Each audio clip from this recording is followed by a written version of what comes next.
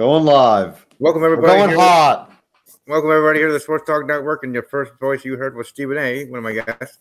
But welcome here to the Sports Talk Network. Welcome here to Steve's Wrestling Ramble. Tonight we'll be predicting Wrestlemania. 14-15 matches set to be part of the show. 6 to 8 hour extravaganza on Sunday night that everybody I'm sure will love and enjoy, right? Especially Cooter. But anyways, Yes. 6 to 8 hours of fun, WrestleMania. Sorry, I will not be predicting the NXT show. I did predict that over on Malik's channel. Go over to his channel, Narcolepsy Boy 94. Again, Narcolepsy Boy 94. Go over to his channel where I did his podcast with Conrad. There where we predicted WrestleMania over there. So this is my second WrestleMania prediction here on my own show. Let's welcome our guest first. Conrad, how you doing, my man? I'm doing great. Thank you for having me on, sir. Conrad Cushman from Everything Pro Wrestling. Everything Pro Wrestling is a show by the fans, for the fans. Stole our old tagline. That's cool, bro. And from another wrestling podcast, the Angry Cooter. How you doing, Cooter? Wonderful. Thanks for having me, Coplin. Good evening, bitches. The pleasure is all yours, I assure you. Thank you. And for the first time, maybe the only time, Stephen A., how you doing? The only time. One time only. I'm here. Ready to talk. You can follow me not anywhere because Now it's not hear showing Stephen up. A. What? Goddamn white people. I know. White privilege. Oh, muted. Uh-oh. Anyways, let's just kick it off here with this first question. To get everybody's excitement level, I guess I'd say, heading into this WrestleMania show. Conrad? It's weird. It's mild, I would say. The only excitement that you could possibly have is because it is WrestleMania. But as far as storylines and everything goes, there's only one match, maybe two, that have my attention. The rest of them are kind of just like, whatever, man. Yeah, so I'm kind of mild on it. Stephen A.? I'll go more than mild. I mean, I definitely think there's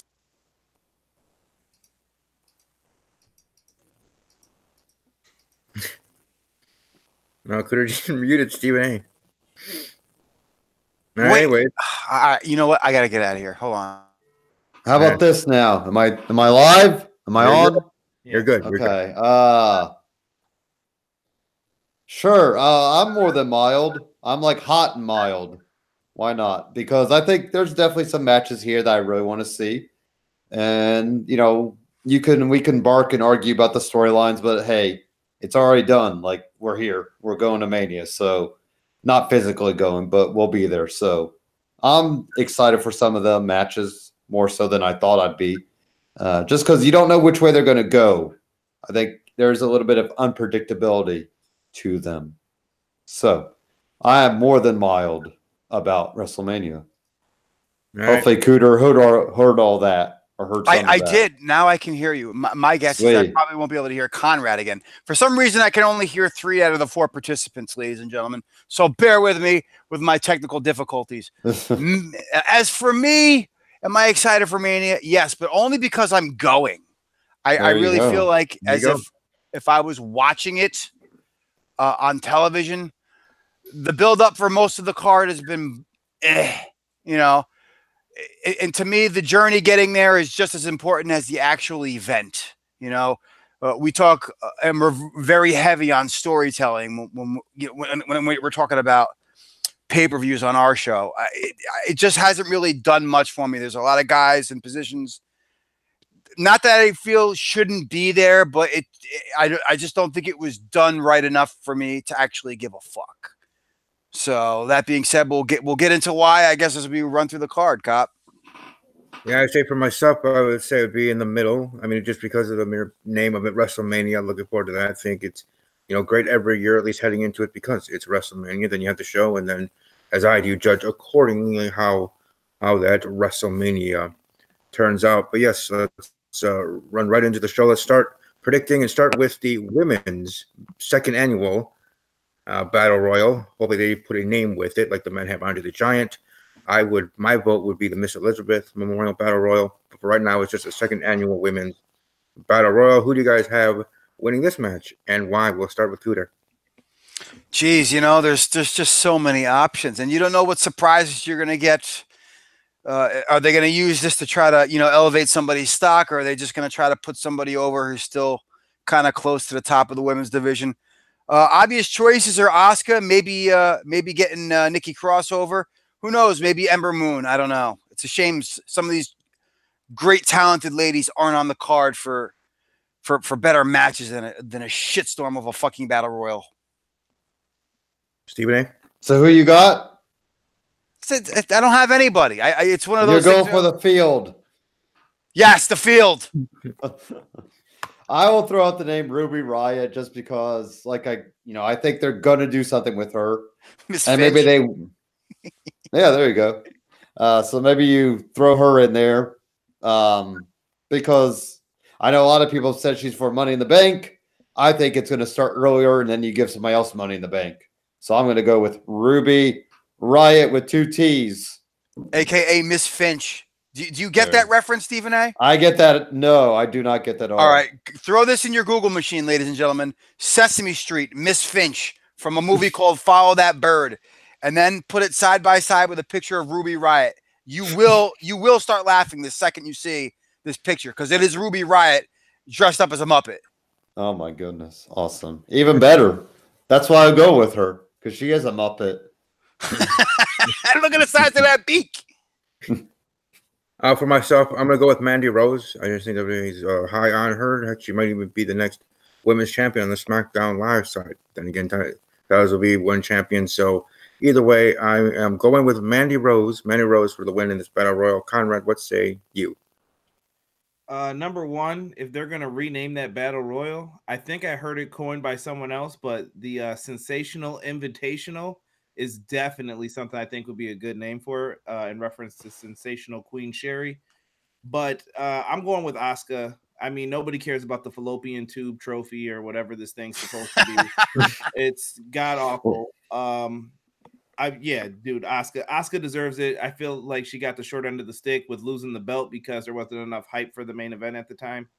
So give it to Asuka. Not that I care either. So right, and you did see SmackDown Live?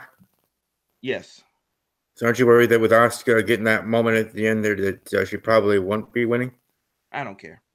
Okay, there you go. See, go with it. I'm just asking to ask. Just pure justice. You have to show Asuka some respect out of this. I mean, it's not like it's going to mean anything. So there you go. Yeah. It's weird. Let's talk about the other. All you get is a trophy, and you have to stand next to this trophy like they do for the Andre the Giant for that follows you around for like a month and a half, and that's all you are on TV is a winner of this big dumb fucking trophy, and then your career hits the shitter. That's usually what happens. Hey, Cesaro, I think, ended up okay in spite of it, though. Yeah, but that took like years later. Well, it did take years later. So Asuka will get her time in 5 years. And Baron Corbin's looking pretty good now. So, but anyways, moving on to the men's, the Andre the Giant Memorial Battle Royal. I'll start off with my pick, my prediction. The modern day Maharaja Jinder Mahal. I have Jinder Mahal getting the yes. No. Jinder Mahal win. Jinder Mahal's music being played and him standing next to the trophy. So I'm going with Jinder Mahal. Conrad, what do you say? I hate Jinder Mahal, number one. Not a fan. Horrible run as WWE champion, one of the worst. I'm going with Andrade Cien Almas for my pick. The only person that I think I could pick, unless I find out like Kevin Owens is in it, none of this makes sense. And I don't think Braun Strowman's winning because he's in that stupid Saturday Night Live crap that, once again, nobody cares about. Gooder? Yeah, I agree with him. That Braun Strowman thing, there's no way he's winning this. You need somebody like Andrade or Kevin Owens. Those were my picks yesterday when we recorded. And the thing with the Braun Strowman, I put him, it's funny because I always put him in that category of an Andre the Giant, just because you're never going to put the title on him because it just would seem unbelievable that anybody could really beat him. He's just that sideshow, that attraction.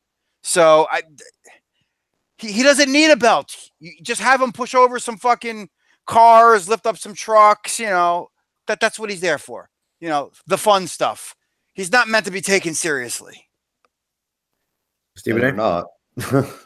I'm going to go Andrade as well because why not? And if Owens does get it, I swear to God, I hope that Owens would just take that trophy and chuck it into something, a river or trash can, or I don't care where he does it. But yeah, like if Owens is in it, yeah, I'd pull the trigger on him. And like I said, let him just run wild with that thing. But I think Andrade is the easy choice, is kind of the favorite because I don't put him at Money in the Bank. So that's kind of the thing too. Like we got Money in the Bank next month.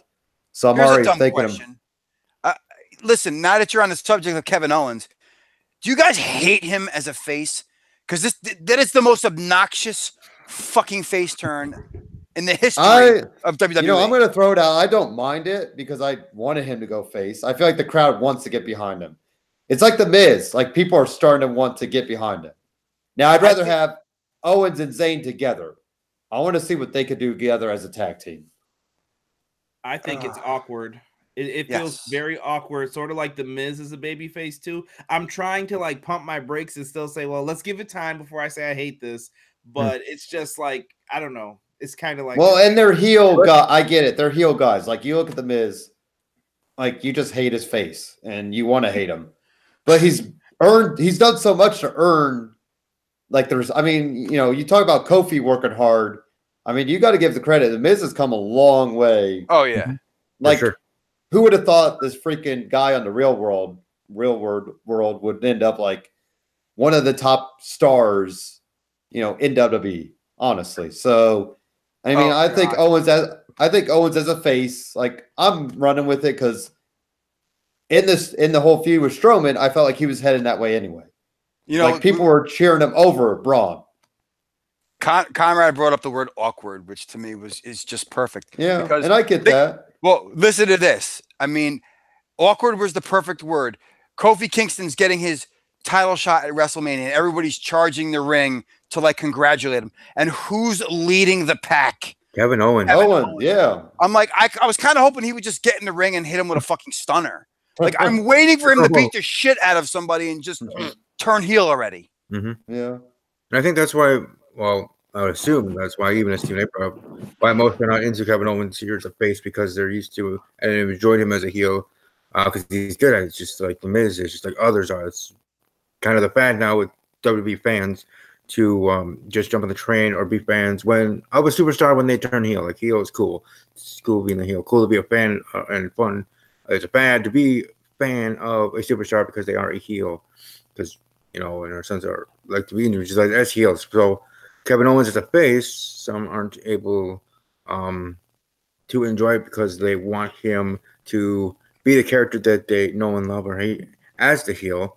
But for me, I am actually enjoying him as a face so far, and however long that to be.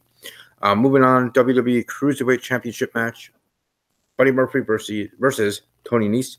This time we'll start with Stephen A. Who do you have in this title match?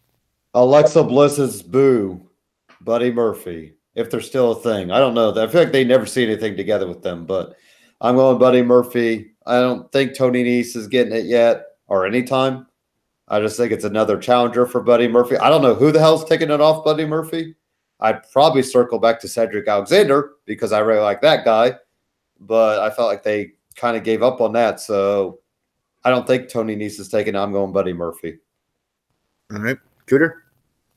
I'm going Tony Nese because I feel as if 205 lately has kind of been used the way NXT is kind of maybe fine-tune some of these smaller guys because some of the only reasons to watch fucking NXT, 205 Live, now it's on SmackDown. Is a Mustafa Ali. I feel like Buddy Murphy might be headed for greener pastures. I think he's an exciting guy. I think he could have great matches with some of the guys on the main roster, and I feel like that's what 205 Live is.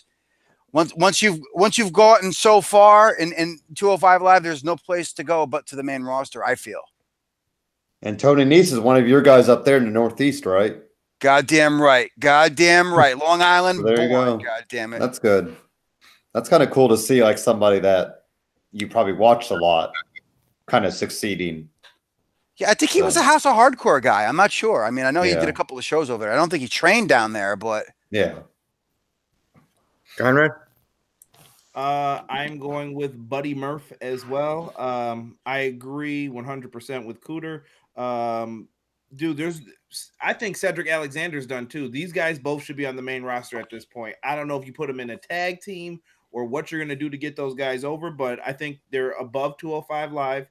And if you're going to keep that show around, you need to get some new talent now to help put it over. And it's weird that Tony Nese always looks like a guy that I thought Vince would love since the Cruiserweight Classic. And he's never really given him like the respect at all. I'm like, he's lost most of the time up until recently. Yeah, but then again, look at Buddy Murphy. Did we think that he was going to do anything after? Oh no, whatever their tag team. What? Now I can't remember the tag team name. Blake and Murphy. There you go. Yeah, with Alexa Bliss. Yeah. You know what's crazy? You say Cedric Alexander, and to me, he's not ready because as great as he is in the ring and as polished as he is, that guy. The reason why he's not on the main roster is because he can't cut a fucking promo. Mustafa Ali carried that whole program cutting promos last year. That's why the build up to that made me actually invested in that match. But this year, I'm so turned off because of the lack of storytelling. Again, back to the storytelling. Buddy Murphy's pretty good. Tony Nese is pretty good, but you didn't have somebody really pushing for me to want to see this. And Cedric, dude, it's learn how to talk. Get the marbles out of your mouth. For me, I'm going with Tony Nese. I just think it's time for Buddy Murphy to drop the title. Though I do, wish that WWE let the cruiserweight title matches or the cruiserweight matches period on any pay-per-view, let alone the grandest stage of them all being WrestleMania, be on the main card and not always being pre-show. Show more respect to the cruiserweight division because I do enjoy the cruiserweight division. I do and have enjoyed 205 Live show since its inception. Maybe at some point, get rid of the 205 Live show and having it back, having all the superstars back on the main roster, just be part of Raw and SmackDown. Maybe after the brand extension ends, and you have just big pool of WWE superstars they always should have and should moving forward. Then at that point, but I think the cruiserweight division deserves a little bit more respect. But as for the prediction, I'm going with Tony Nese. Now, moving on to a match that just was announced not too long ago, I think even today.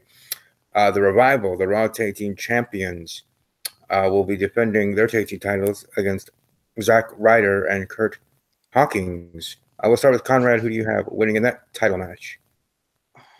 I'm so fearful for what I think is going to happen to the Revival. Moving on. Yeah, I'm gonna say the Revival, but I have fear in my heart, though. Just know that. Stephen A. You know what? Then I'll just pull the trigger. The streak ends.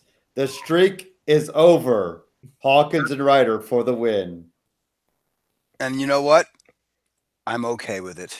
Hear me out. Huh? Hear me out. I know. Kurt Hawkins, Zack Ryder. Who the fuck wants to see them hold the belts? Listen. You've been building up this fucking losing streak. It kind of just reminds me of old school ECW, Mikey Whipwreck, who was doing job after job after job. And then when he won the titles with Mick Foley, it was like the greatest thing ever. That pop when they win is going to be humongous. I don't care what anybody says. The people who are in that crowd, New York. And it is New York, exactly. That New York crowd is going to go ballistic when they win those titles because that's going to be a moment. And you know what? Storyline wise, it sucks. There really was no build to that match, but come on, man.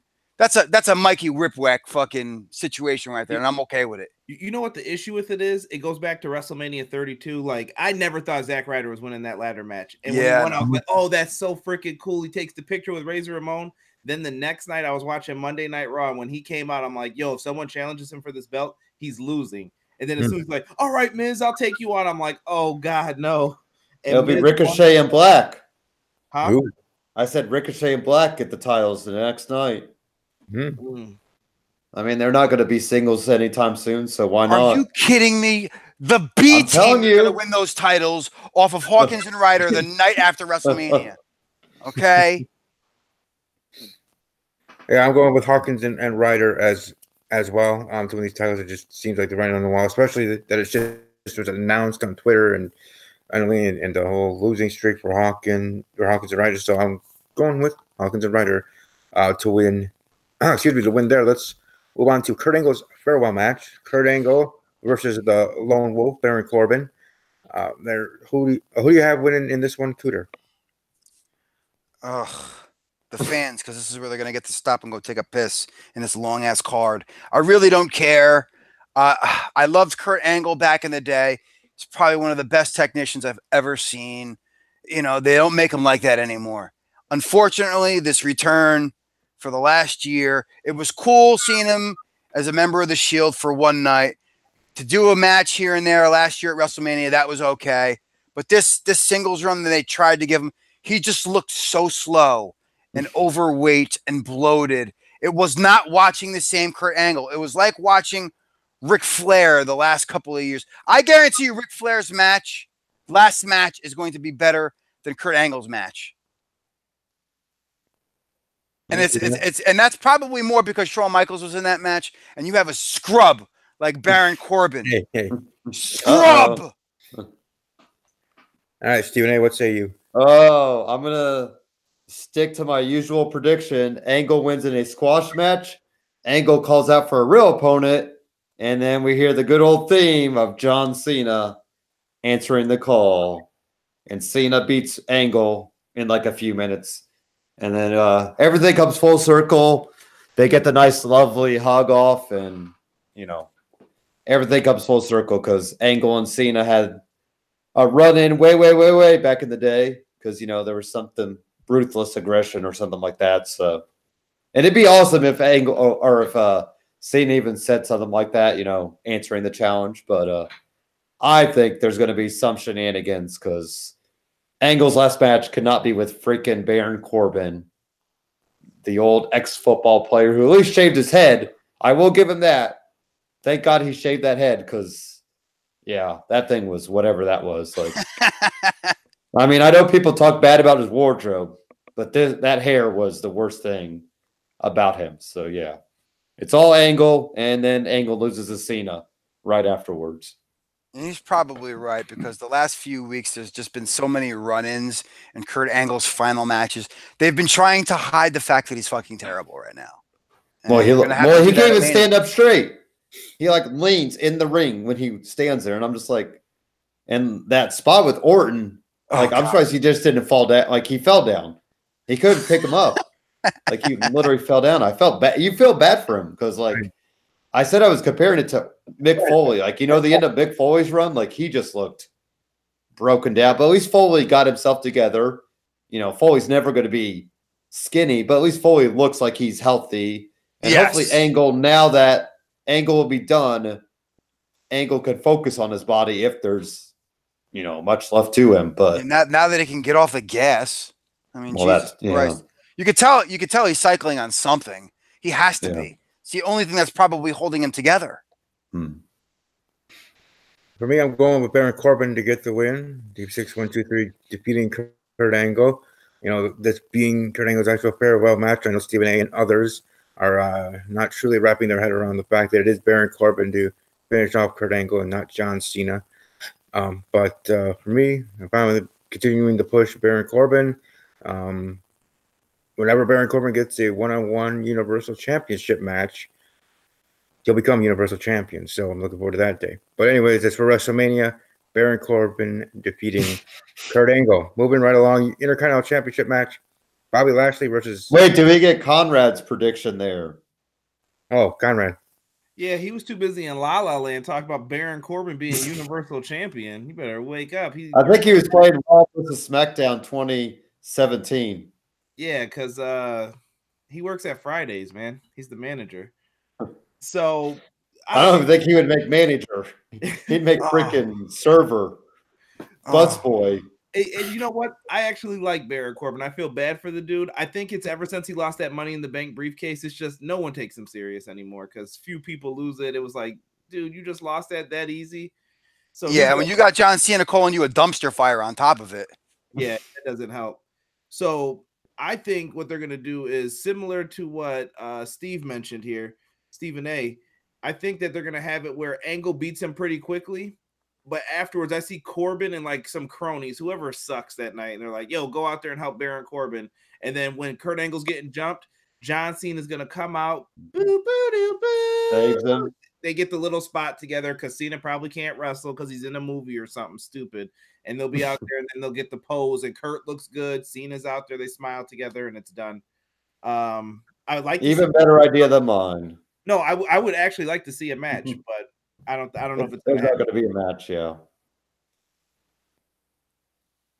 And as I was saying, Intercontinental Championship, Bobby Lashley, Finn Balor, and as Cameron was talking, we'll let him continue. Conrad, who do you have in this with the Demon King returning for this match?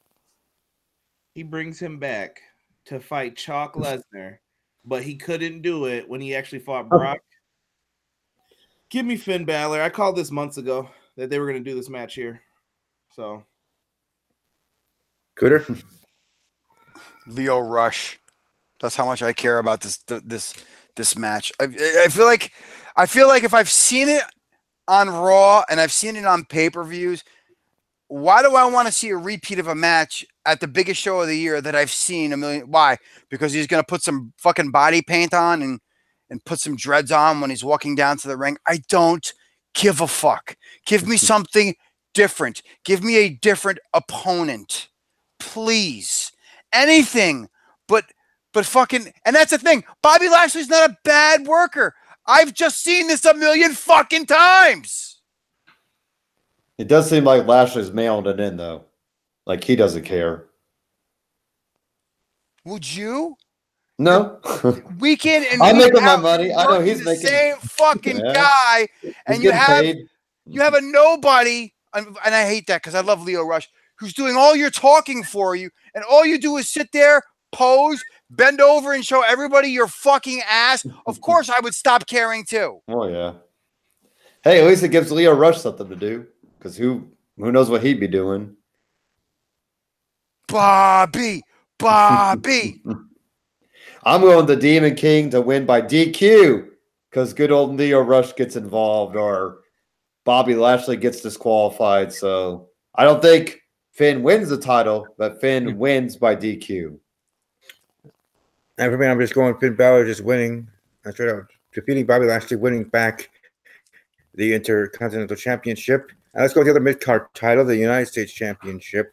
Samoa Joe facing off against Rey Mysterio. This time we'll start with Stephen A. And who you have for this one and one? Dominic gets in the match and wins the IC or US title. No, he doesn't. I think they're going to put his contract on a poll, and whoever wins it gets custody of Dominic.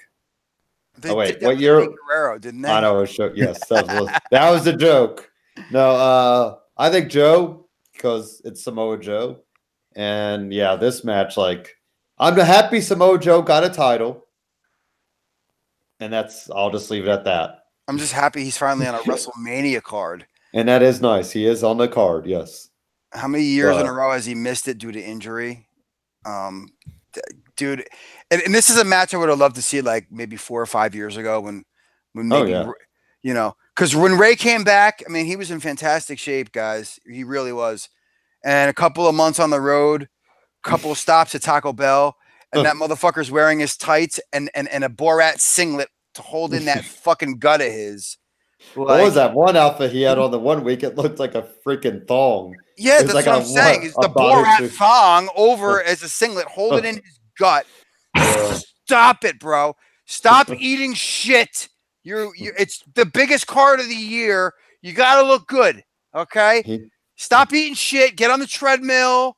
You know, don't be worrying about fucking, you know, little Dominic and shit. But again, I would have loved to see John Cena versus Joe because I never knew they broke into the business together. And I thought that's where we were going with this.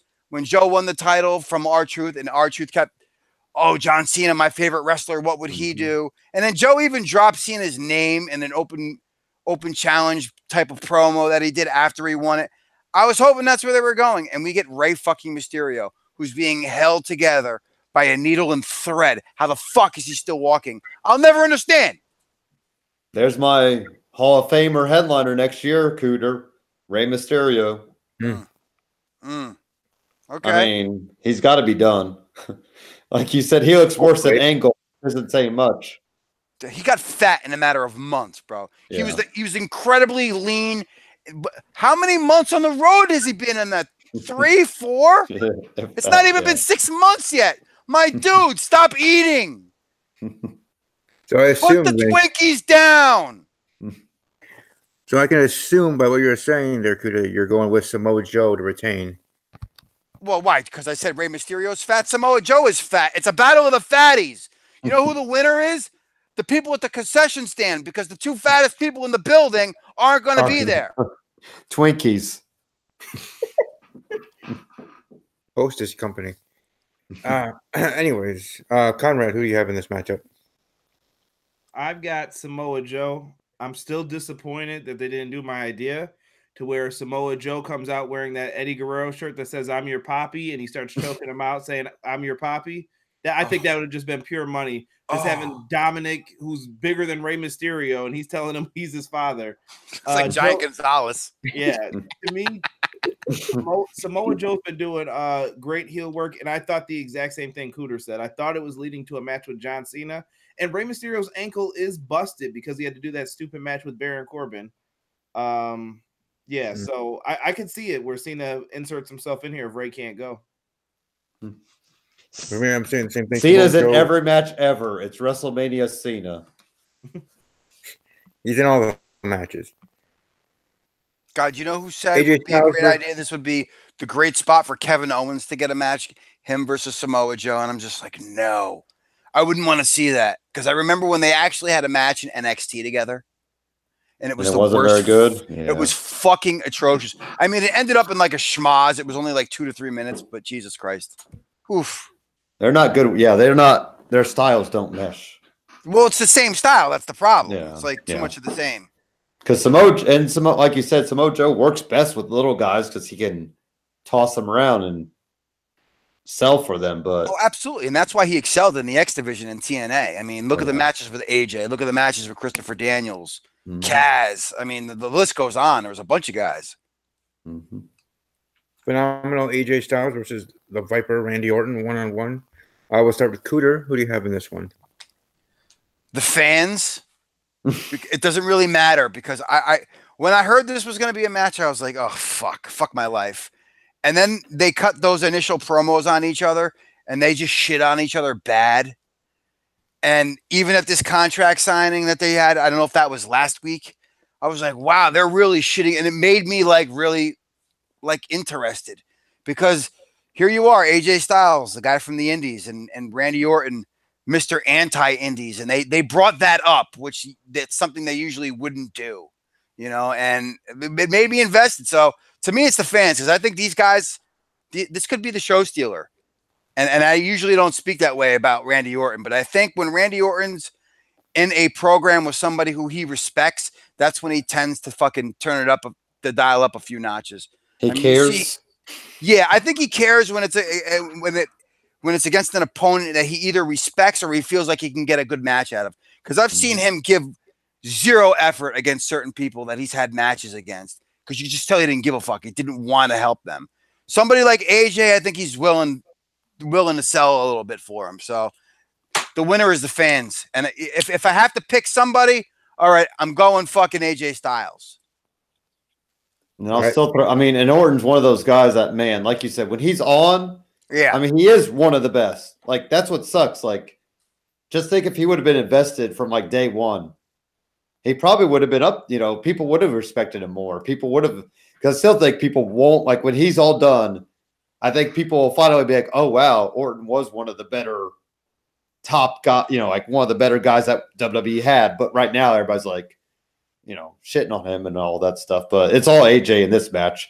You know, I think we'll see the fake out of the flying forearm, and then Orton tries to go for RKO, misses because, you know, AJ fakes him out.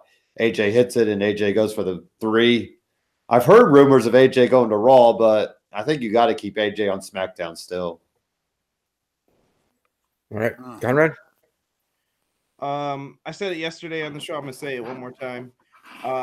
Agree with everything both of these guys just said. Easily two of the smoothest workers in the ring. Like, I've never seen people do drop kicks, make stuff look effortless, and these guys just do it like, oh, it's nothing, man. It's easy. I do this every day. And other guys look like they're trying and it's a struggle. These guys just seem like they have natural wrestling ability. I'm going with AJ Styles for the win just because, but like Cooter said, the fans are the real winners in this. I think this has the potential to be the best match on the show.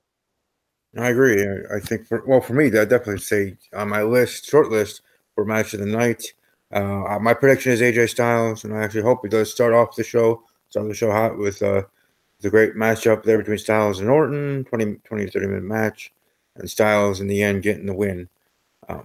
Moving right along, Roman Reigns versus Drew McIntyre in a 1-1 contest. We'll start with Conrad. Who do you have in this matchup? I called this a while ago too. I think these two actually have good chemistry together ever since those freaking repeated 6-man tag matches. When they were in the ring with each other, I thought they had a lot of good chemistry. I know everybody was against me yesterday. I'm going with Roman Reigns still. I think that Roman Reigns, WWE loves him too much, man. And it's his first singles match back after all this stuff. Both guys need to win real bad, but I'm going with Roman. All right, Stephen A. Yeah, it's all Roman. I think Drew is your early favorite for the Money in the Bank. That Money in the Bank just seems to be written with his name all over it. So this is all Roman, and that's fine. I mean, we'll still get a 10 to 15 minute-ish match out of it, but it's all Roman. And Cooter. No, I'm going McIntyre. I think you have the fans cheering Roman Reigns. The second you start putting him over on people, especially in New York, he's going to get booed out of the fucking stadium. I really feel like the right thing for them to do is let him do a few jobs. Let him lose a few matches, and then you can build up the story. Was cancer too much for him? Did he come back too soon? If you build him up slowly to the title picture, I think eventually, if you do it at the right pace and don't cram him down the throats, I think you can keep the fans having a positive response to Roman Reigns. Don't fuck up your second chance. Give this match to fucking Drew to McIntyre. I'm going with Roman Reigns. I mean, his first match back at being WrestleMania, being 1-on-1, and him just after facing and battling and defeating leukemia. I don't see WWE having him lose, even to a guy like Drew McIntyre, who has his own momentum for the last months. I don't know, laying the other members of the Shield, and now going after Roman Reigns, and that being the story being told. But I just see Roman Reigns getting the win in the end. Shane McMahon versus The Miz in a false count anywhere match. I'll go first here. Shane McMahon, to see the story continuing, but in the end, The Miz winning the feud. But for WrestleMania, I'm going with Shane O'Mac. Cooter, what say you? It has to be The Miz. It just has to be. They have too much invested in him in terms of having this television show and him basically allowing his entire personal life to be fucking thrown in front of the entire world. Shane McMahon doesn't need this. He already won a fucking trophy in the Middle East. You know, they used that to build the storyline. The right conclusion is The Miz, and I don't know about you guys. I'm kind of over Shane McMahon. I kind of wish, you know, he would do one more. He's going to kill himself. This is New York City. He's going to end up trying to climb the fucking Empire State Building to drop an elbow on somebody because he's a fucking idiot. And his dad lets him do all that stuff. Bad parenting, Vince. Bad parenting. I'm going Shane, though. I think this is just the start of the story. Like, that's the thing. Yeah, we've had, you know, the best in the world. We had them as tag team champions, but now that it's split, I mean, we're just starting this thing out. So I think we're still a little bit away from some sort of end-all, be-all stipulation. And then The Miz wins. The Miz obviously has to overcome all of it, but we're still a little bit away from that. So this is all Shane. It's WrestleMania, bro. That's the time where you fucking pull the trigger on shit like this. What's wrong with you? It's the end of the story. It's not the end of the story. How many WrestleManias have we truly seen the end of the story? Plenty. Not last year. Give me an example. Remember Nakamura and Styles? There was a finale to that match. No, a heel turn by Nakamura. Okay, so there was a heel turn. Did Nakamura ever win the title and overcome? No, that's what I'm saying. So, like, yeah, I don't know. There's something more here. They're not just ending it here. Okay, all right. I'll let you slide this one time. You could have at it. I don't care. I mean, I'm going to stick to my guns. So listen, I'm not going to argue with you over the Miz and Shane McMahon. It's just exactly. It's not even worth it. Why? The argument that we're having is going to be longer than this match because I think Shane might have a heart attack. Probably. Conrad. All right. I'm going with Shane McMahon as well. I think that the odds will be too much in Shane's favor with all these people helping him. And I have to say this. Number one, we better get a cameo from the Mean Street Posse. All right. Rodney and Pete Gas need to come out. That's the only way you can make this thing happen. And also, if Sanity's going to come out, can we have them get like some custom made Shane McMahon J's and that's how he paid them off and they're going to become like the new Mean Street Posse? I mean, they don't do anything with Sanity anyway. I don't know. It's bad. I just want to know, when did Eric Young age so much in a matter of what? Like months? Yeah, Eric Young and Jordans. I don't know how I feel about that. Well, I just think it would be so funny if they just came out and Shane's like, I got you guys custom J's and like Sanity's gonna wear them or something. Alexander Wolf and J's maybe. What's Killian Dane? Let's see. Do they make fucking Bigfoot sizes? I want to see that Michael Jordan like furry vest that he'll come out in. He should be not in a vest and it's just his chest hair and back hair. In the Jordan symbol. I think I just threw up in my mouth. Oh my gosh. Hey, Nikki Cross loves that Killian Dane. Good for her. Anyways, moving on to the WWE Women's Tag Team Championship match. The Boston Hug Connection, Bayley and Sasha Banks, facing off against Beth Phoenix and Natalya. The Iconics from SmackDown Live, and Nia Jax and Tamina. They're in a fatal four-way match. We'll start here with Stephen A. Who do you have winning the women's tag team titles? The Iconics. Oh, I want to throw a hot cup of coffee in your face. Why not? I can't. Listen, if I could ever, I can't even say this. You could get me in trouble. Those two bitches, they're lovely ladies. They're winning. They're talented, but they're obnoxious as fuck and not in a good way. Not in a good way. Yeah. You know, Stephen A. is predicting the Iconics, and I'll just jump to myself. I'm predicting Bayley and Sasha Banks, but I'm saying whoever is going to be the next tag team champions is going to be, to me, the Iconics. Just I don't think on my end it's going to be on Sunday. Yeah. We got too many. We can't have too many feel good stories, so we got to have some heels win. You don't think that fucking Beth Phoenix and because somebody brought this up to me yesterday. Beth Phoenix and Natty winning, especially with her dad going into the Hall of Fame as a tag team with Bret Hart. I think they might do this. I think Beth might be able to have a short run here. And she looked fucking good on Raw. Jesus Christ, that bitch is still in shape. I mean, they can lose it bro. They could lose it the next night, I guess. They could. So why not? They could. And you know what? She looked good pulling up her hubby's spear there, didn't she? She looks so different. Cool. Like, do you guys see her like on Instagram versus the ring? It's so crazy, like how different she does herself up for like wrestling. Like, it's funny to think like that's the same woman, but yeah, I'm going Iconics. So you're going Beth and Natty? I'm going Beth and Natty, man. I want to see it. All right. Well, Conrad's got to go Nia and Tamina. Hell no. Or Bayley and Banks.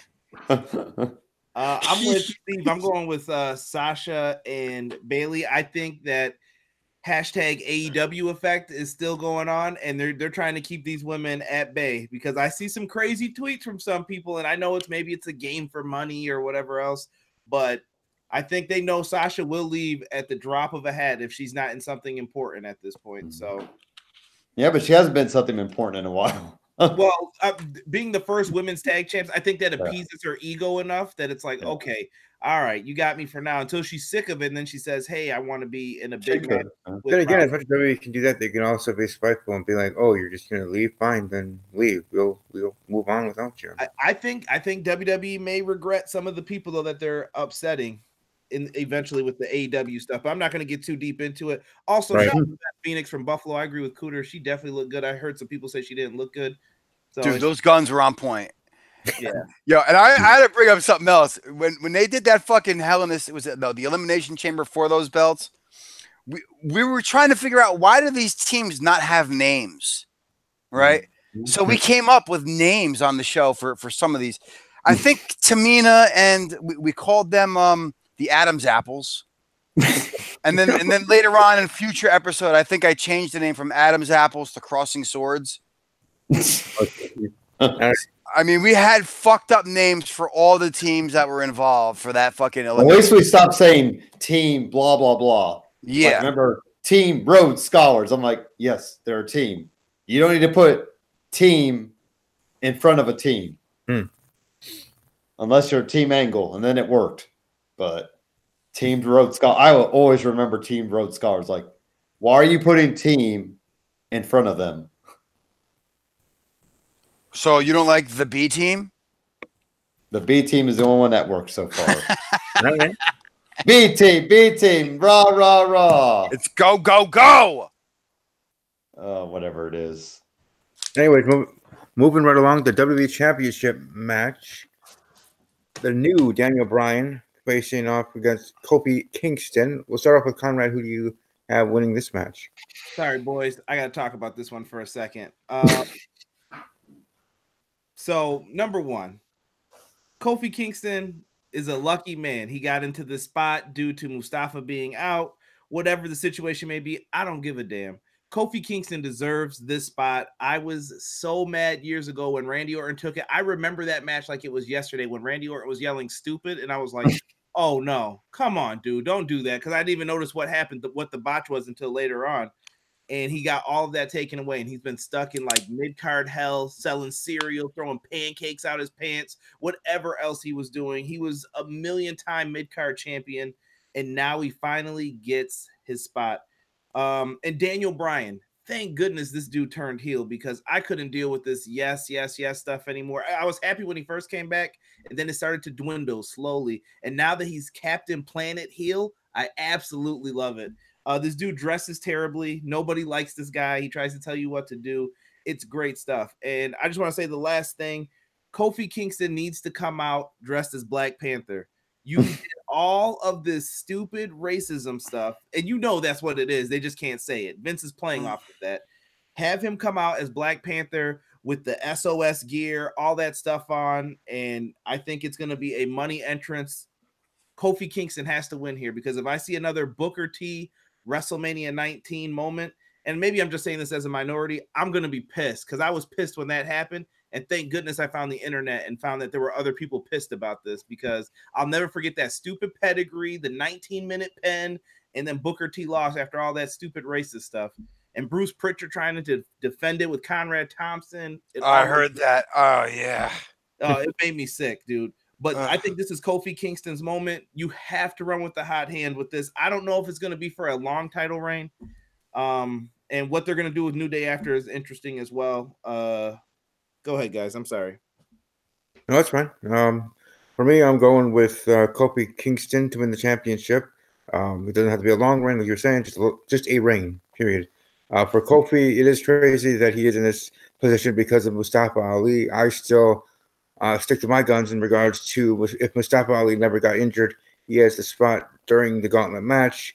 He's in the Elimination Chamber match, of course, and then he gets a match at Fastlane. I think that's the furthest it would have gone with Mustafa, even if the fans were gung-ho with him. It's more so with Kofi because of his 11 years that it got to the next point, next stage being here at WrestleMania, getting a title match.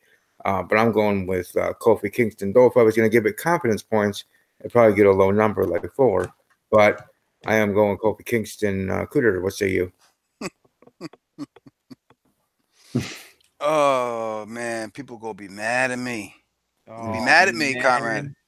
Listen, No, Don't steal my thunder. No, fuck you, man. This is what I do.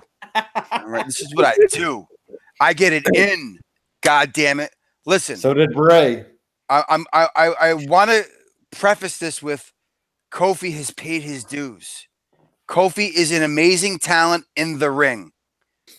To me, he's never impressed me on the mic, but he can hold his own. All right. This has been a build-up that I personally was not interested in. I think if they were going to pull the trigger on a Kofi Kingston title run, they should have done it at Elimination Chamber when the crowd was really, really hot for it. It seemed to me that as great as a heel as Daniel Bryan has been, and he has been amazing, okay, that character is now overshadowed by this building out of nowhere of Kofi Kingston. And I think Daniel Bryan, the champion, has become an afterthought in this, which makes me less invested into it. I'm happy that he's getting this title match. I just think it was built bad. You don't like the story, the backstory of it, of the whole. I get all of it, but years ago now he's saying the exact same things that were said to him, and it's like listen, rehashing the same old storyline is boring to me. For him to go there, but that's the thing. For him to say that, you don't have Kofi calling him out on that, calling him a hypocrite. That to me would have been great to build that up. You haven't gone that route. Instead, you implied the racist card, but never said it. Like you went that route. If you would have done that, like you just said, but had them pull the hypocrite card, that would have maybe made it a little bit more interesting for me, because I think it takes two to tango in building a title match, and I don't feel like they built one side of it, but you've kind of overshadowed this great character that has been built. And listen, do you really see Kofi Kingston as talented? I just don't see it. To me, he's Kofi Kingston. He's a great talent. He's so not Daniel Bryan's winning. Dude, I think it's tap or snap for Kofi Kingston. It has to be. Well, I'm going the same route because I just want to be wrong, but I think it is Daniel Bryan. I think Harper gets involved. I think Rowan gets involved. New Day gets involved, but somehow Bryan does win. By crook. Yeah. Oh, yeah. Because, I mean, and then you have New Day versus Team Captain Planet at whatever, Money in the Bank next month. Team Captain Planet. Yeah. Harper, Rowan, and Bryan. You think Rowan's joining this? Or Harper's joining this? Oh, yeah. Why not? Harper's got nothing else to do. Yo, he's got you know what? He's probably got the most interesting match to me. One of the most interesting matches on the weekend. It's happening right now, isn't it? It's on Access, right? I think it's him in the tomorrow. Is that Donovan? It's Donovan Dijak, right? I forget his NXT name. Yes. But that to me is like that's an incredible matchup. Like that's one of the matches that I wish I could see. That I'm looking forward to Walter and fucking Pete Dunne and AJ Styles and fucking Randy Orton. Those are the matches that I'm like really interested in. The Walter and Pete Dunne one really is the one because you got to give him the whole weekend, bro. That could steal. You got to give him the UK title because look at him. But anyways, moving right along to the other main championship, the Universal Championship. Brock Lesnar versus Seth Rollins, round one. We'll start with Stephen A. Who do you have here in the Universal title match? Brock Lesnar. He's just so unapologetic. It's not like, yeah. Rollins is so hot and like he should be Universal Champion, but it's not happening. So, or else they'll just wait till the next night because the Raw after Mania is always crazy. So, why not just let Rollins win the title the night after? All right, but it's Brock. I can't call this one. I can't because I've heard the rumors that maybe Fox wants Brock Lesnar on SmackDown, but you're not putting a title on Brock Lesnar if he's going to SmackDown, because if Fox wants Brock Lesnar, they're also going to want a champion on that show, right? Like who's there? Like I get it. You want Brock Lesnar as an attract. I don't know. There's just so many factors. Like last year, you swore it was going to be fucking Roman Reigns. Mm-hmm. You swore it was happening. And for him to keep kicking out of those F5s to me was completely like a dick move. I don't know. If a betting man says Brock Lesnar, a hopeful man says Seth Rollins, but a smart man says who really gives a fuck. It's going to be a good match, though, because you know Brock always does well. Oh, yeah.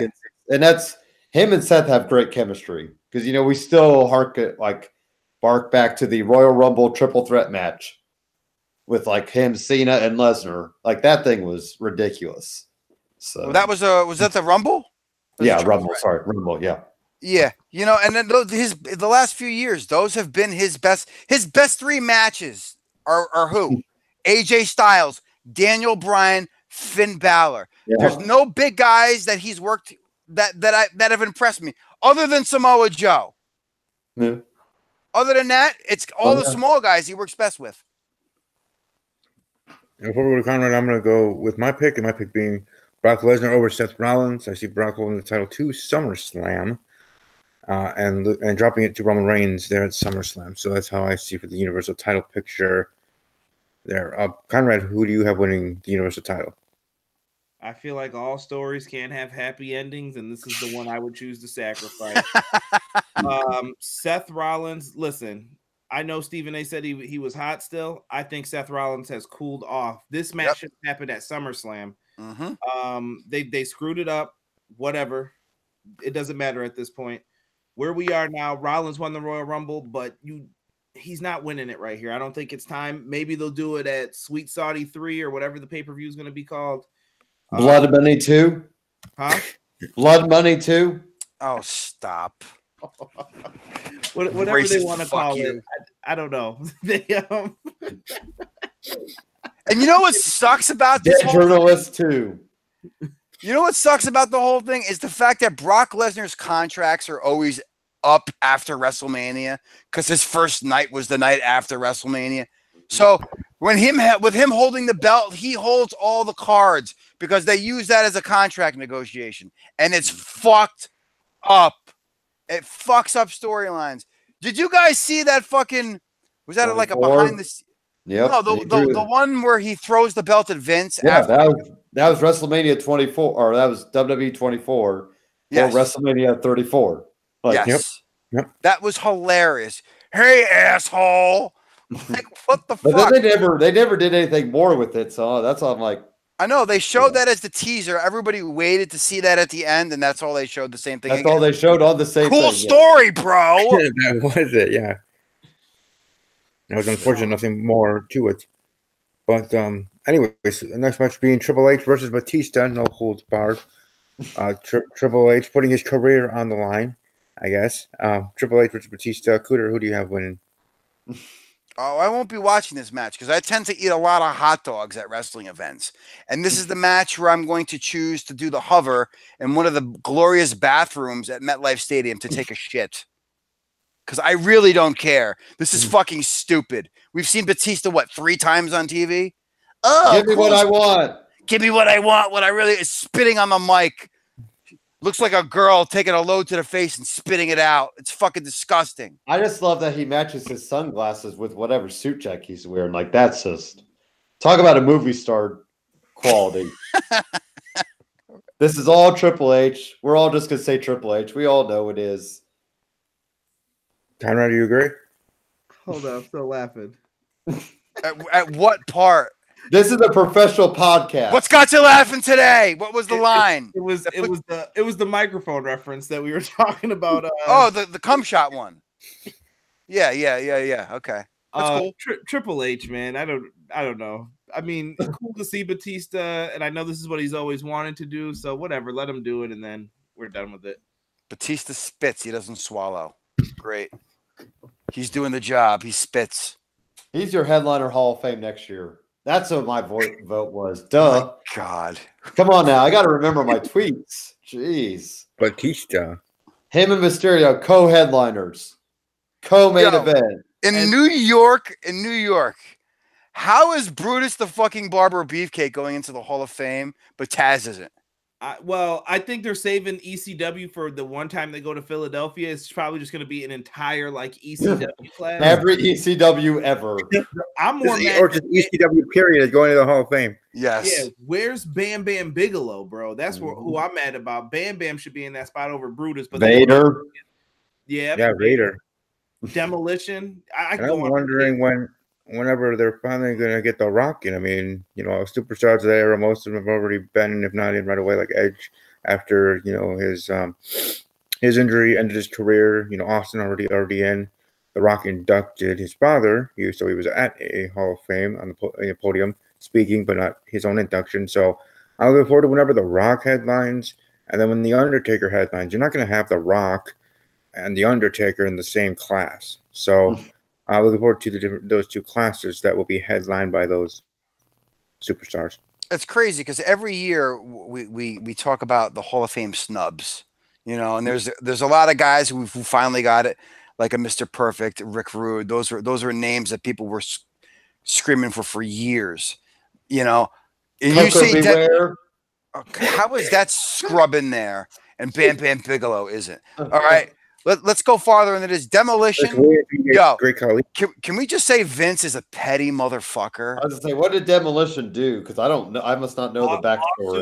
And trademark over the Demolition name, they actually won in court. Okay. Yeah, and that's why they allowed the New Day to beat their fucking title reign streak. That's some petty shit, and now you're not gonna put them in all. Like, seriously, do we need to see the Repo Man and fucking Crush and Axe in there? Duke, no. put in the dumpster. Oh my god! I will say that gimmick battle royal way back in the day. I love the shit out of that. If they brought that back, I would be all over that. Yeah, you think she could win it again? She can win it and get choked out by Sergeant Slaughter again. Again. And then let him cut a promo. Oh, please give the Iron Sheik a live microphone at WrestleMania, please. Oh, excellent, Bubba. He's sitting there puffing on a joint. The market, bring me the gimmick. Excellent. That fucking Hollywood blonde jabroni, Hulk Hogan, worse than Michael Jackson. Have him as the guest on Alexa Bliss's talk show. I mean, she's hosting WrestleMania. The first great idea Copley has had on the show. A moment of bliss with the Iron Sheik. Make humble. You make her humble, all right. Yes, I'll put you in the camel clutch, Alexa. Oh, yes. His boner would be bigger than the one that he had before he put the fucking camel clutch on Hogan. Oh, shit, I did it. Great television there. We've come full circle, ladies and gentlemen. Look what I've done now. Look how professional this podcast is. This is why I only show up once or twice a year, because Copley can only deal with me once or twice a year.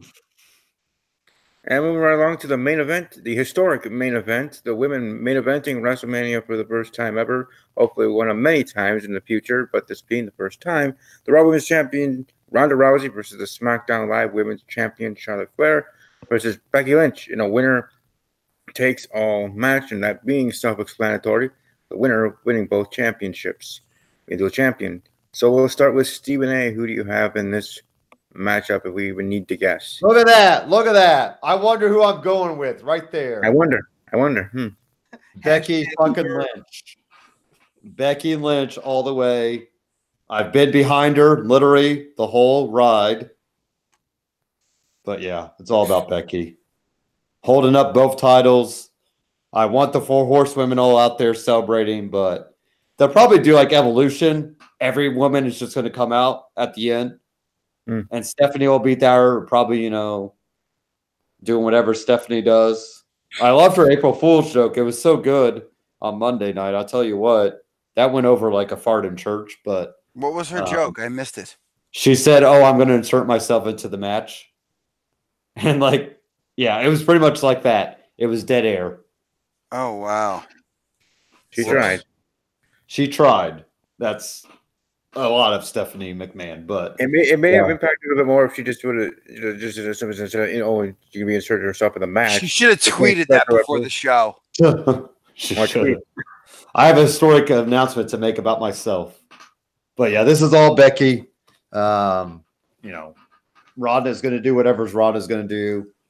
I think you have Becky pin Charlotte, so then that way we could still have Becky and Ronda one-on-one out there down on the road.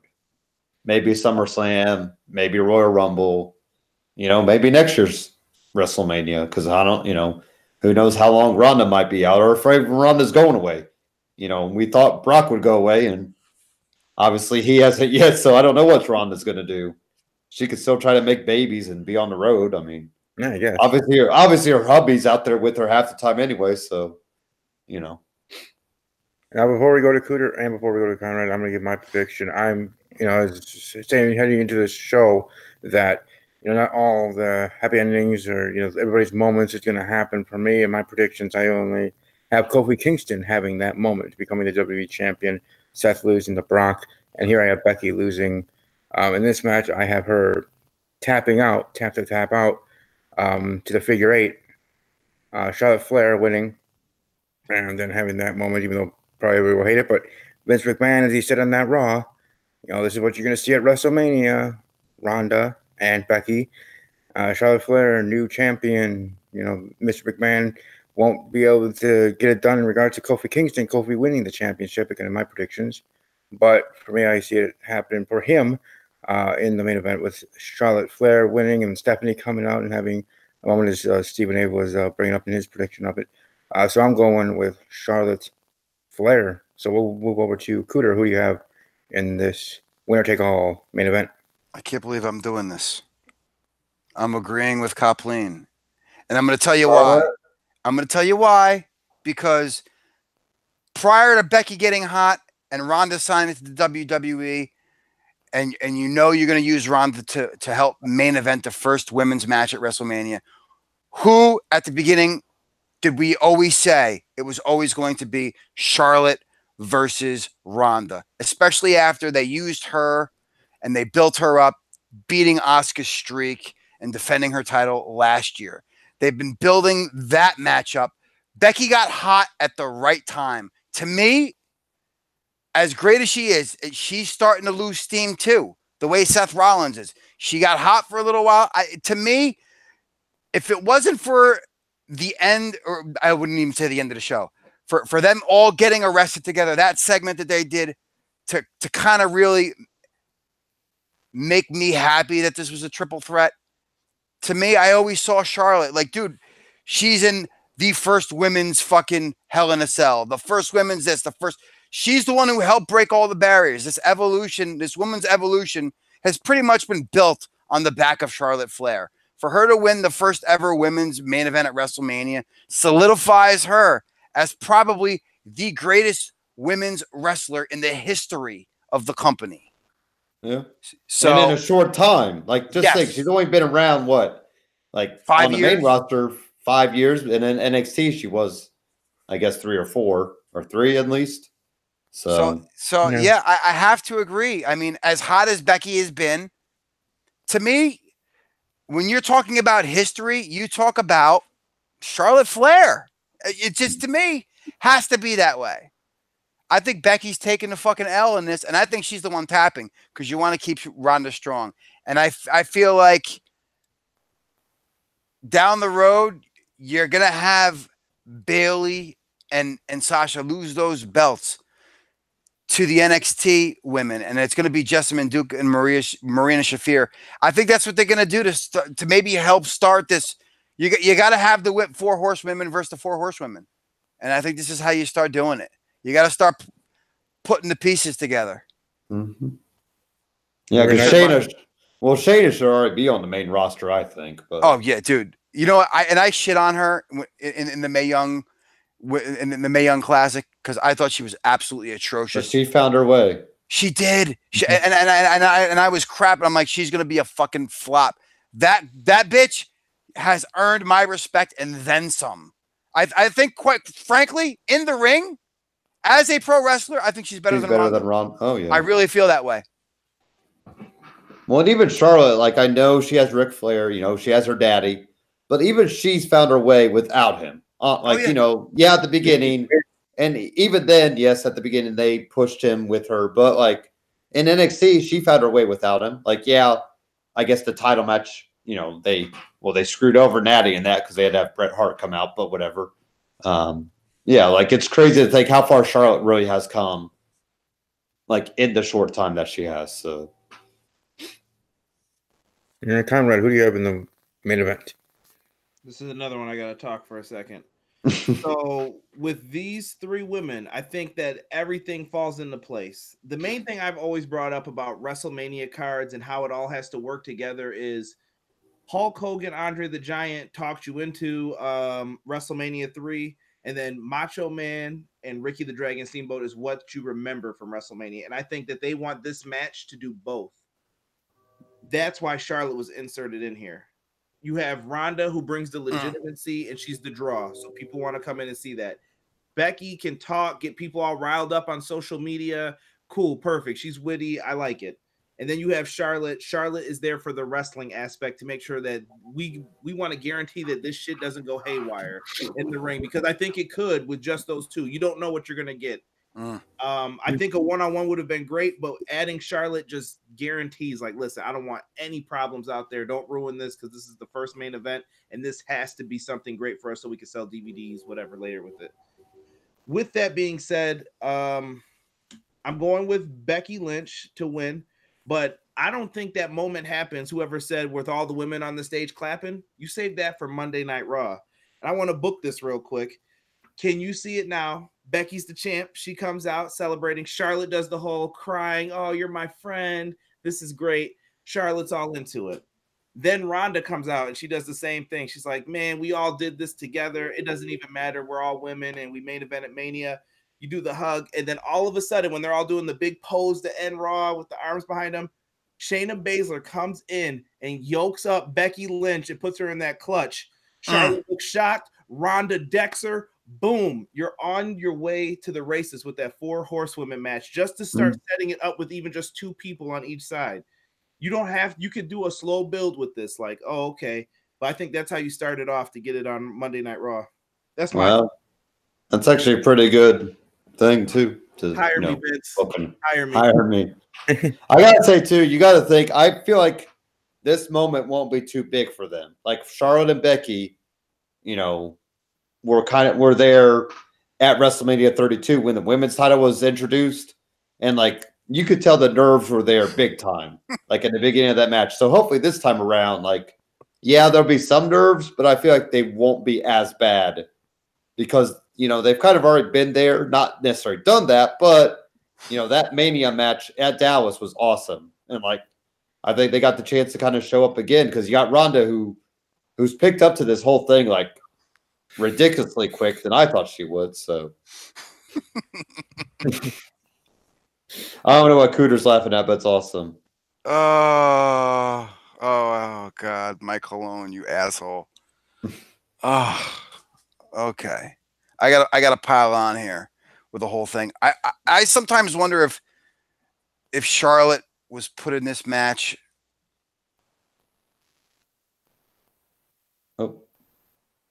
I always said that I think they wanted to keep that plan, and I also think Becky Lynch has legitimately pissed off Ronda so much they don't know if Becky would be able to protect herself if necessary. I don't know. It's like, is Charlotte kind of like the referee to this match too, to a certain extent? Make sure that to also make sure that things go the way they're supposed to. God forbid somebody. Have the fans really ruined Ronda? Do you think like the fan reaction has actually ruined Ronda? I think that was inevitable, though, don't you guys? Yeah. I mean, was it inevitable for when Ronda, when she ran through that entire roster, when they finally put her up against somebody who the fans kind of gave a shit about? Don't you think it was inevitable for them to go with their homegrown talent and not the big name star? That could be. I'm saying in general, like, I'm sure like Ronda was so happy-go-lucky. Like, has she actually turned her attitude yet? Like in behind the scenes, or do you think she's still enjoying the ride? Who the fuck knows? That's a great question. I mean, has she become that good of a worker now too? In that sense, is she I guess what would be the sign is if she still shows up Monday nights, or if she does take a break and steps away. Like if she's still showing up, I feel like you're still going to show that she loves it and she's enjoying it. But like if she steps away, I think that does say to me, she's like, oh, I don't know how to handle some of this fan reaction or whatnot. So, you all right, Gooder? I'm being trolled right now by Minority Mike Colon himself, who is actually watching. He's sending me pictures of Piper Niven and Charlotte's droopy. Yeah. He's just fucking trolling me. And it's unfortunate that you would choose a moment like this to fuck with me, sir. I want to ask, and I know it brought up once earlier, Alexa Bliss hosting WrestleMania. You think anything big, interesting, or anything at all interesting happening with her, whether inserting a match, a Moment of Bliss segment, or however you think she should be used as host during the extravaganza 68-hour show event? Conrad? I think they'll use her properly. Somebody backstage has a crush on her or something. I don't know. They always seem to find a way to make her into an important segment. She's the only chick I know who hasn't wrestled and is featured that much on television too. Yeah, I think she's gonna have an important moment, whether it's announcing a return of somebody or she'll do something of that nature. Stephen A. I don't think I really see her doing like anything other than maybe a couple backstage segments. They've already kind of had her announce matches or whatever, and you got her being the hostess, as it were, but I don't really see anything more for her. So that's where I'm at with her. Unless we get the Iron Sheik and her duking it out. Moment of bliss. Moment of bliss for Sheiky, baby. Oh, excellent, Baba. Yes. Come over here. I put you in the camel clutch. I make you to be fucking humble. Till you respect the Iron Sheik. There you go. There's her moment of bliss. Yes. Excellent. I have 2 camel humps, not just one. Don't worry. I make you feel better. I give you a little liquor. I give you some pills. I give you a little coke. And then I give you short clothesline because you don't know how to work. Have you ever heard that story that Marty Jannetty tells? Yes. Oh, that's fucking great. Have you met the Sheik in person, Cooter, or not? Oh yeah, absolutely. I've drank with the Sheik. I might have partaked in some gimmick with the Sheik. I might have. I met him at the at his ring roast. Oh, okay. I thought you had met him. I just didn't know but you know who introduced me to him? We met him before the show. Do you remember that kid Manny that we had on? Who was the kid? I met this kid. He was the one who was originally putting up Sheik's videos on YouTube, right? And he had that whole channel dedicated to all his shoot interviews, right? So I became friends with him on MySpace, and then I met him before the show at the roast. Oh, okay. And he this is where he proceeds to tell me that he's the one who filmed the curtain call. Oh, yeah. And I'm like, oh, bullshit, right? I didn't want to call him a bullshit artist. Yeah. So it was like, well, maybe he was, maybe he wasn't. I don't care. He'll never be able to prove it. He says he doesn't even have the tape anymore. All right. Well, he goes, let's go meet the Sheik. So we went up to his room, had a few drinks. We only were up there for like a couple minutes, but it was like, I got to meet him before I was going to meet him. You know what I'm saying? Years later, I get the phone call from this kid because I kept in contact with him. He goes, guess where I'm at?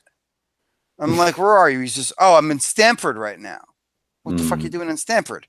He goes, oh, I'm recording at the studios for the fucking Click DVD. Because they fucking have him on the DVD. Yeah.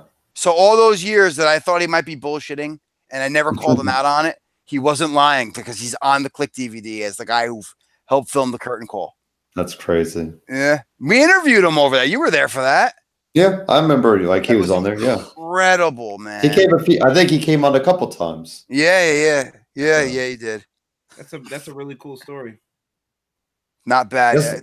I could tell you some fucked up, funny fucking stories, my dude. Well, just like they interviewed that guy that's ringside for every WrestleMania. Did you see that on the YouTube? Like, Which that's guy? great. Charlie something. You're gonna have to describe his looks or what's his gimmick that he always wears. Well, I can't remember. Like if you type in YouTube like WrestleMania ringside guy, that's gonna be him. I don't think he's one of those like the green shirt guy and all that. I don't know where he sits. I think he's just literally has attended every WrestleMania ringside somehow, which is crazy to think because you know how much those prices are now. Like, Yeah, I mean, I don't know how some of those gimmick guys get to every show nowadays, but they do. I got SummerSlam tickets and I thought they were ridiculous. I'm like, this is crazy. Well, I've been to Mania 30 and Mania 34, and I felt like I spent enough, which probably is nowhere near what they spent ringside. So yeah, I went to 29 and 33.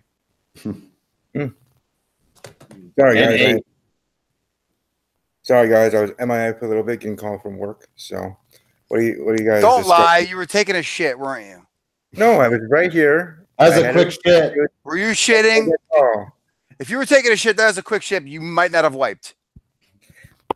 I was not in the Came bathroom. back to host. I was still on the same freaking couch. You gotta get those dude wipes. Oh no, I have the one wipe Charlies. Those are great. The prepackaged. Have you seen the shitting? It's a mitten that you just rub. It's awesome. Really? It's just a mitten. No, I got the travel box. It comes with they're all individually wrapped one wipe Charlies. They have a minty tingle. They're fantastic. Well, there you go. They make you feel nice and clean, bro. Let me tell you. My asshole. Scrumptious, I bet. I bet you it's like a bidet.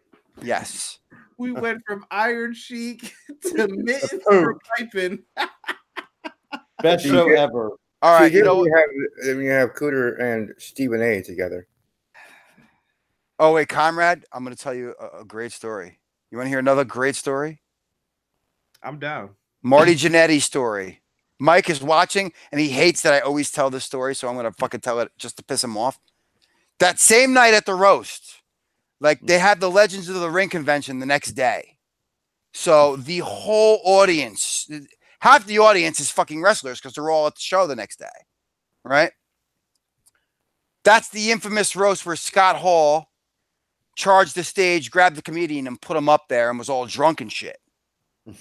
Okay? You ever see those videos? Because those are mine. That being said, right after the show, we're all outside, and it was just before the show. And I see Marty Jannetty. I was like, let me see if I can get him to take a picture. He's on the phone with somebody. So I asked him if he'll take a picture. He's like, yeah. He goes, do you know how to get here? I said, yeah, sure. He goes, can you give this girl directions? He said, can you coax her into coming? I'm like, Marty Jannetty needs me to pick up. Like, what the fuck? So I get on the phone. She's like, is it worth me coming? I'm like, it's a who's who. Like, there's stars all over the place. We're having a great time. Everybody's drinking. It's all fuck. She's like, all right, give me directions. I'm going to come by.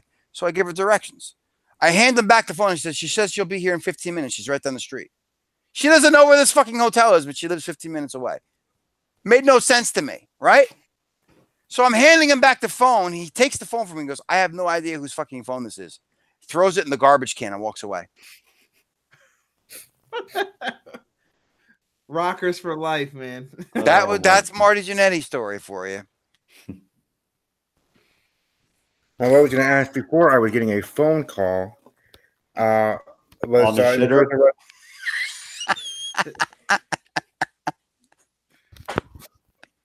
Sorry, go ahead. For WrestleMania, your guys' match of the night. What match do you think is going to be match of the night stealing the show? We'll start with Conrad. Damn. I'm going to have to say AJ Styles, Randy Orton. This is going to depend on placement, though, for how long this show is. There is no reason the show should be this long. Oh. And people are going to just start crapping on some of the matches towards the end just because of the placement. Mm-hmm. Cooter? I'm going Miz and Shane. Okay. You're just being an asshole.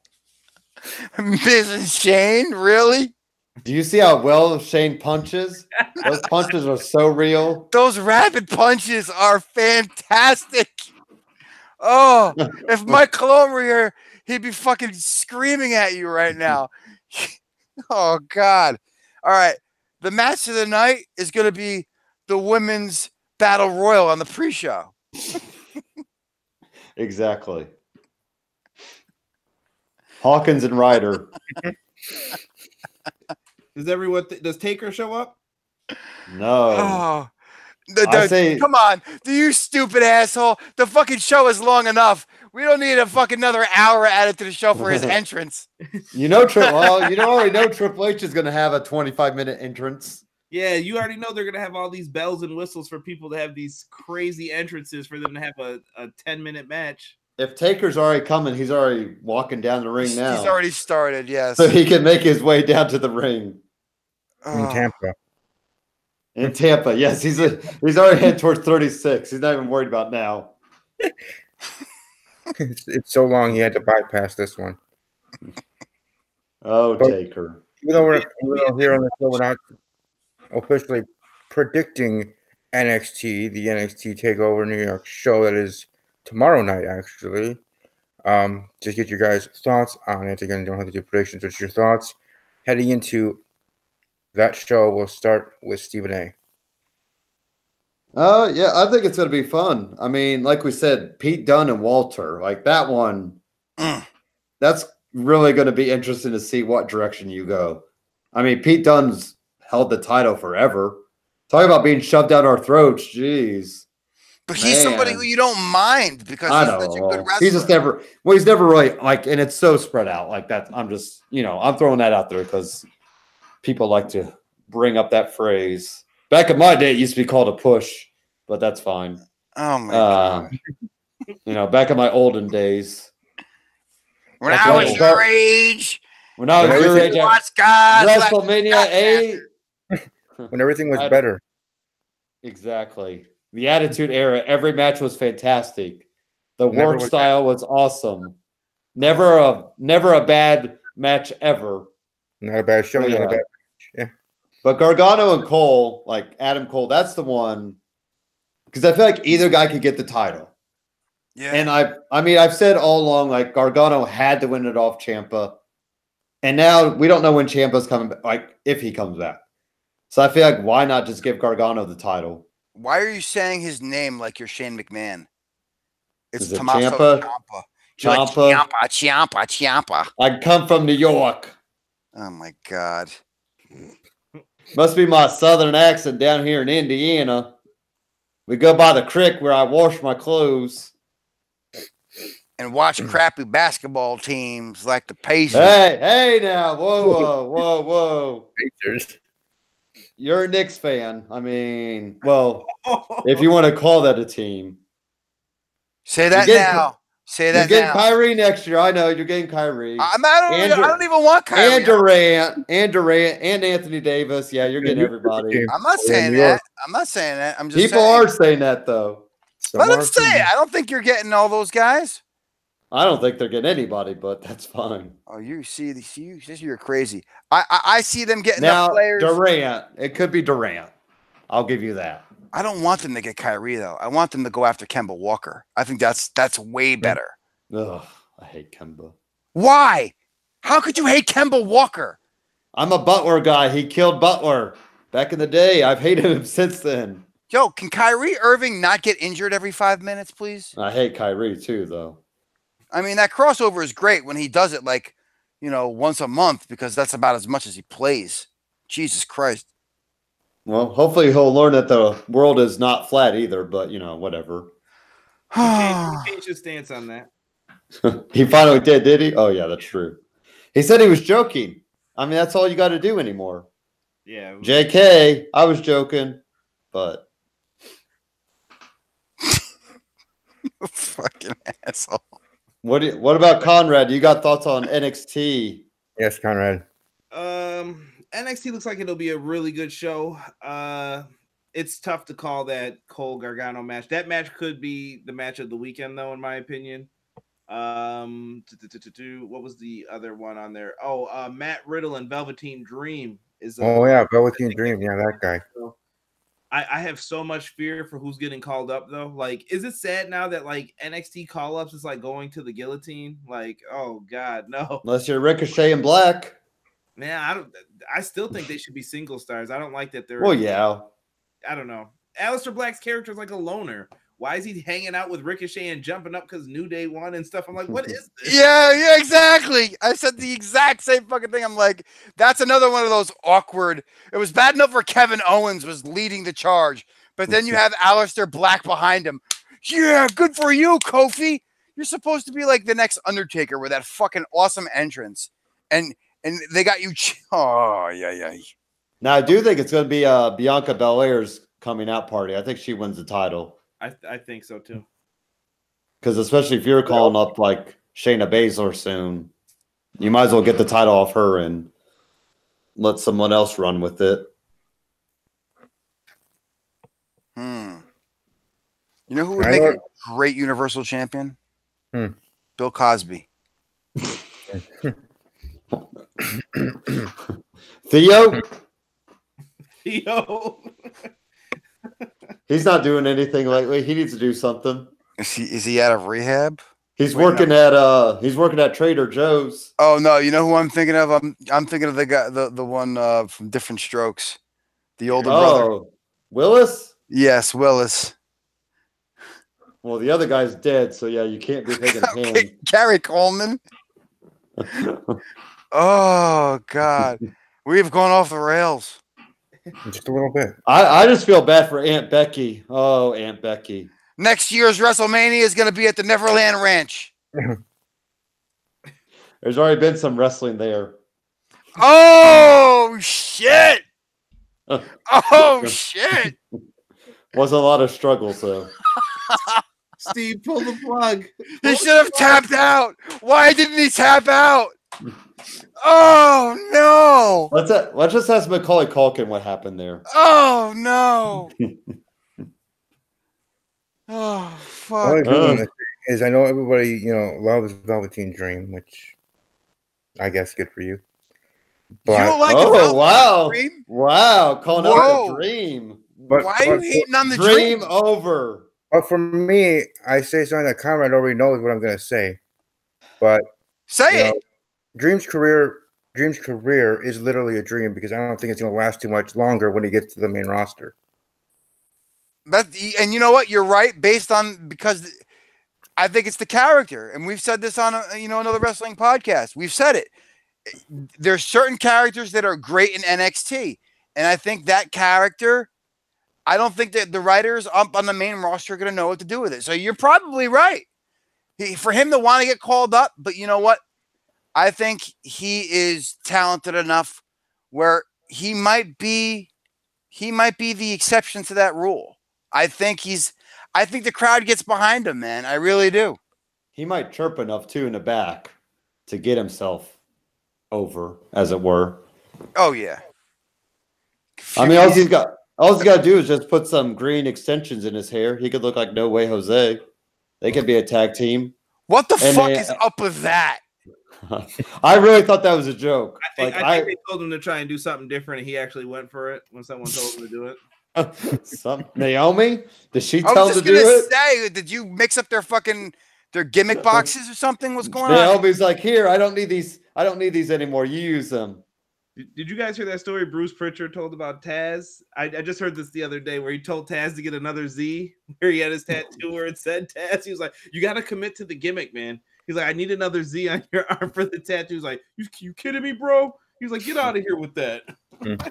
Taz knew he wasn't getting pushed. Yeah, he got pushed to the bottom of the roster and then down to the announce table and then out the fucking door.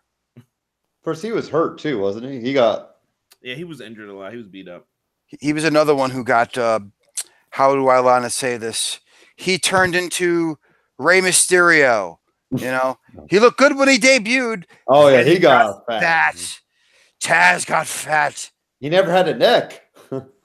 His neck was gone eventually. Well, that's because Sabu broke it, didn't he? That too, yeah. No, that was reverse. right? Was it? Was it who? No, Yeah. no. Sabu broke. No, Benoit broke Sabu's neck. Yeah. But man, when it was Taz and Sabu, though, for me, ECW like that rivalry was so good Yeah. because they there was legit beef there. Hey, what is it with Chris Benoit and breaking necks? What? Too soon? Never too soon. You know what's fucked up is that I said that like I was, like I was. Oh God, what the fuck is his name? Jerry Seinfeld. Yes. What's the deal with? What's the deal with Benoit and necks? Anyways, let's wrap it up for tonight. Any other last words in regards to WrestleMania or this weekend that we're going to have with the NXT show tomorrow night, with the Hall of Fame on Saturday, then WrestleMania on Sunday? If you don't have any last words, welcome to just plug your stuff. Let them know where to find you on social media. And otherwise, you guys know the routine. We'll start with Stephen A. Well, you could follow me at Stephen A 1181 because why would you not follow me after this rousing podcast debut and possibly finale? I'm doing a curtain call and a debut. That's pretty awesome. Look at that. History being made. History being made. I'm more historic than the women of WWE. Cooter. All right. Well, you know what? Go to anotherwrestlingpodcast.com for all of our links. Subscribe, like us, follow us, all that bullshit. I don't do Twitter, but you can follow me on Twitter at Angry Cooter. Follow me on Instagram at Angry Cooter because there's always some fun stuff that I do on that. So, and as always, take care and don't tug your peckers. Conrad. Make you humble. You guys can look me up if you type in everything pro wrestling, EPW show. I have a Twitter, Facebook. I've got all the gimmicks. Instagram, whatever. You guys can give me a follow on there. Tomorrow I will be debuting on Brainbuster Radio. We will have shows every day out of the week, and it's our big debut. And my show will be Saturday, so make sure you guys check out Brainbuster Radio. And I also have my own podcast, Everything Pro Wrestling. Thank you for having me on, and make sure you guys actually enjoy the weekend. I know sometimes as wrestling fans we get jaded about everything, but just make sure you're having some fun while you're watching it. What title do you got hiding back there? This is weird stuff. I actually have a lot of stuff too. In here. Oh wow, look at that. Oh, you got the women's title. Oh, breaking news. Chris Uh-oh. Benoit has signed to AEW. Yeah, women's title. What? Someone gave that to my wife as a gift, and I actually have the winged eagle in the case Gotcha. back there. Nice. Cool. Yeah. I got a nice rocker Shawn Michaels to go with that Marty Jannetty story from earlier too, right over here. You guys can't see that. That's fantastic. I just got CM Punk in the corner. Matt Morgan's behind him, but you can't see him. That's probably true. Everything pro wrestling? Is that everything _ pro wrestling? Nope. Where are you trying to follow me on Twitter? Instagram. EPW show, I believe, is the name. Okay.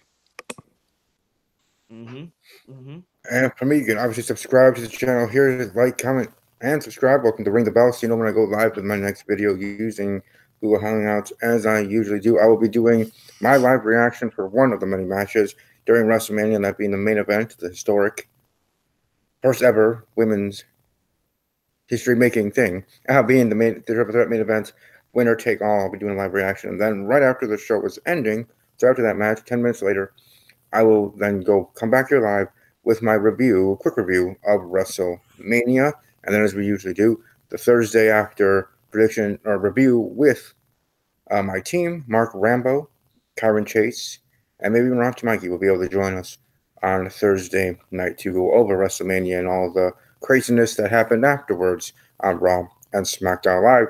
Thanks to all that have been watching live. Are you saying that I'm not invited?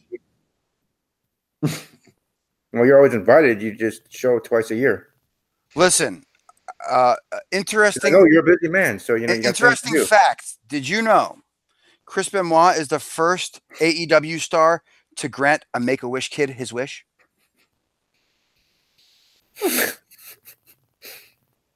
What, his own son? That's not cool, bro. That's Which- not cool. David. All right. I'm talking about David. Oh, that was just wrong. All right. Good night, guys. Good night. All right, enjoy your day. Bubble off as always. Take care. Don't tug your Spike peckers. your hair. Woo woo woo. Goosh. You know it. All right, come on. Off air live.